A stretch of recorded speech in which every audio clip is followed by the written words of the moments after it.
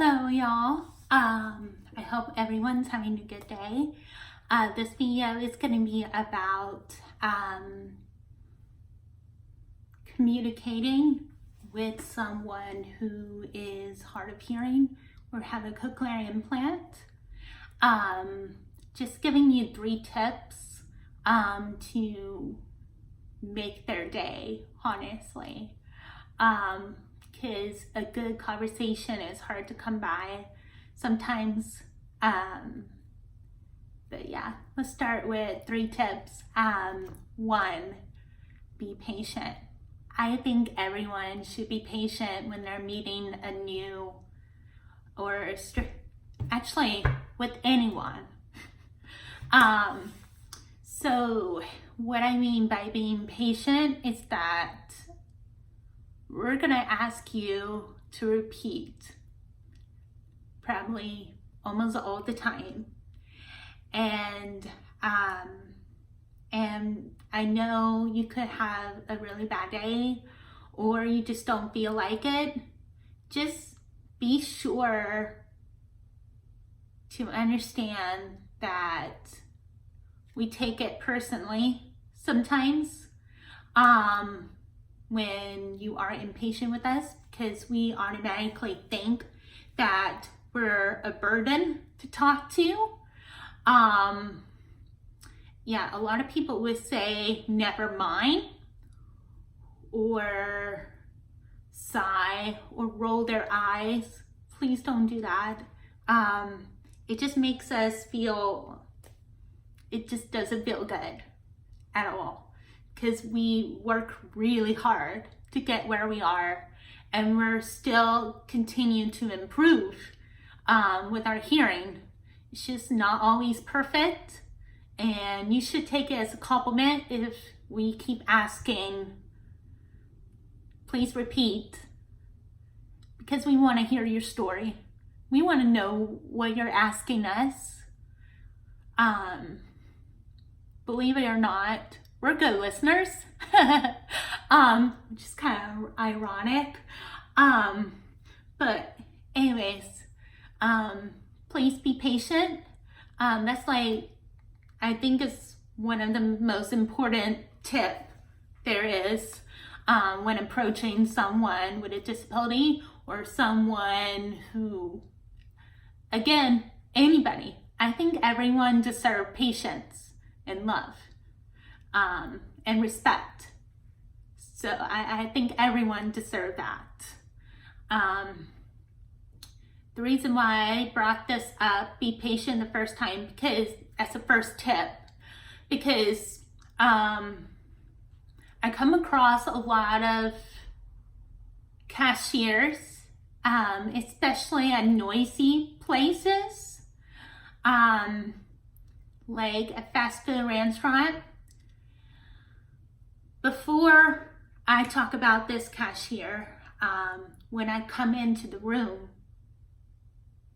I'm probably gonna have a headache already, because people are talking, so many people, kids yelling or talking, they have very high energy, hearing all kinds of noises from the kitchen, the air conditioner, food, like people eating food, drinks. Like, it's hard for me to narrow it down to one person, and that's why I like reading lips. I like to practice on it. I want to keep that talent, that skill,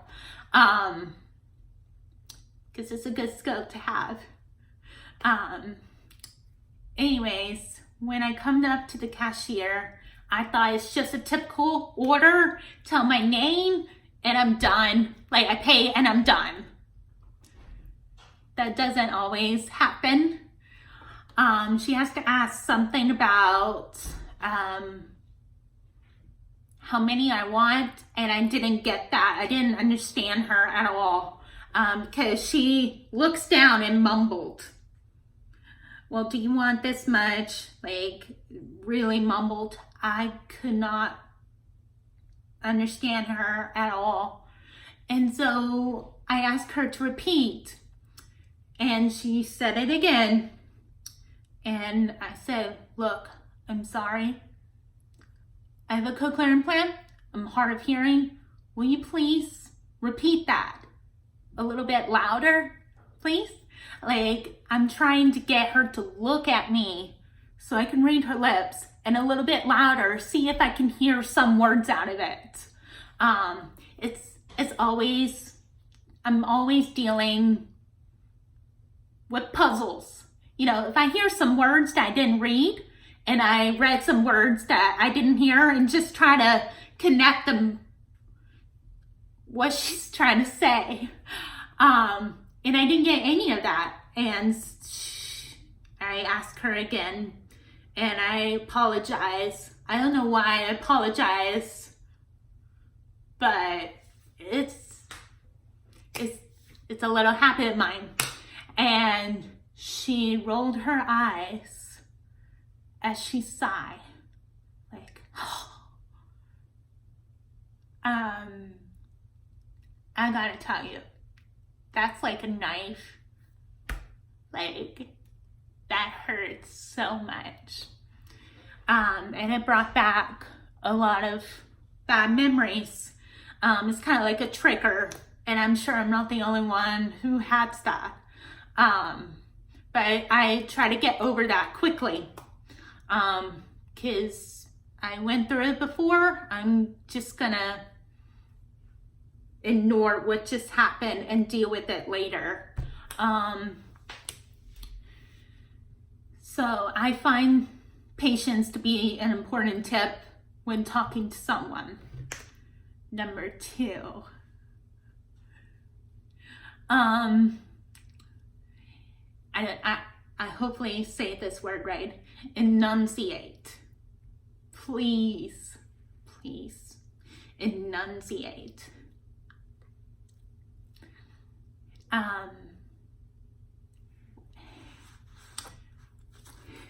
Okay, there's 2 kinds that deaf or people with hard of hearing with a cochlear implant hates, despise. I know it's a strong word, but 2 kinds that people do that think it's helpful. 1, how are you? I will be over there. If you talk slow and open your mouth where the world can see your whole mouth. I don't want to see your tongue. I don't want to analyze it. It looks like a cow eating grass. I don't want to see it. And you're making yourself look like a fool. So do it in front of the mirror before you talk to us, and make sure you don't look like a fool. I don't know what other ways like that I can be polite about this. But please, it's not helping at all. Because when you're talking, you have to talk average and loud and enunciate. It will help us read your lips so much better, and also hearing it also. Did I say also twice? Sorry. Anyways, and the other one that we don't like is looking down, just like that cashier I'm talking about. I said, no. Like, we can't see you. I want to see your lips. You gotta look at me. Which is so hard at dentists because they have to cover the mask. Like, they have a mask on while working on me, and they tell me what to do. And they said, look, I gotta see you. So they pull it down every time. But I got better at it. It's just, there's some cases that they can't help it, like at doctors or dentists, but the people who can, please, it's not, we're not gonna bite you. We just want to read your lips and hear what you gotta say. Yeah, that's number 2, enunciate, please. 3, repeat. When someone asks you to repeat, please repeat. No one's perfect. No one's, I can guarantee you, there's probably not that many people who has a perfect hearing. I mean, when I can't hear, usually my parents are with me. They're like, yeah, can you repeat that? I didn't get that. I mean, and like I said, with the cashier, she's not patient enough to repeat. It would mean us the world for y'all to repeat as many times as we want you to. Usually we give up after 5 times, unless we're really determined. Like one time at college, this professor has a very thick accent. And usually it takes me 6 months to a year to get used to it if I hear him every day or almost every day. Same thing with everybody. You know, I can't get, everyone has accent, everyone has unique voice. It's gonna take me a while to get used to it. Then I'll be very good at hearing or assume what you're gonna say. Anyways, this professor is so sweet. So sweet, and just really made my day. Because I asked him to repeat more than 5 times because it's related to homework. And I really want to know what he got to say. And I got really upset because I'm not going to be good enough. That's what I was thinking. I'm not good enough to hear this. I suck. Like, all the negative thoughts come through my head. It sucks. Anyways, he looked at me. He said, "Look, I will repeat 100 times or 99 times." And he's amazing. And he repeat a couple times after that, and I finally got it. And it took me about 6 months to really understand almost every word he said. And he still had no problem repeating it for the 5 years in my 5-year program for architecture. He had no problem repeating it. And he probably had a similar situation where he doesn't understand someone else, you know, but that was amazing. And not many teachers or not many people would do that. That's why it's so great. He even trimmed his mustache. He has a signature mustache, and it's full and it's covering his top lip, and it's hard for me to read his lips. And when he found that out, he trimmed it where I can see his lips. So he's an amazing guy. He really is. He's very passionate about what he does.